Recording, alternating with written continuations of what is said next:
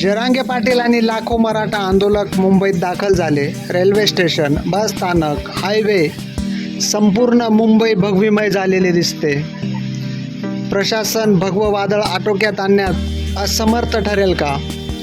जरांगे पाटलांकडून 4 महिन्यांपासून आंदोलनासाठी निवेदन देण्यात आले होते, पण सरकार मात्र शांत होतं.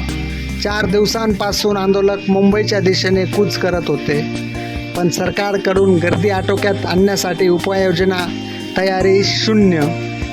लाखोंच्या संख्येने आंदोलक मुंबईत आले. मिळेल त्या दिशेने, मिळेल त्या साधनांनी आंदोलक मुंबईत येणं चालूच आहे.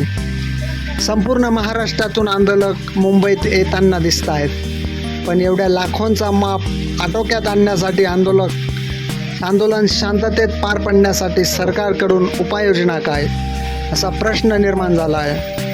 मग सरकार जरांगे पाटलांच्या आंदोलनाला हलक्यात तर घेत नाही ना, की सरकारकडून काही दगाफटका होण्याच्या तयारीत आहे, असा प्रश्न रोहित पवारांनी ट्विट केला आहे. आंदोलन स्थळावरील खाऊ गल्ल्या बंद करण्यात आल्या आहे. मग सरकारकडून खरंच दगाफटका होईल का?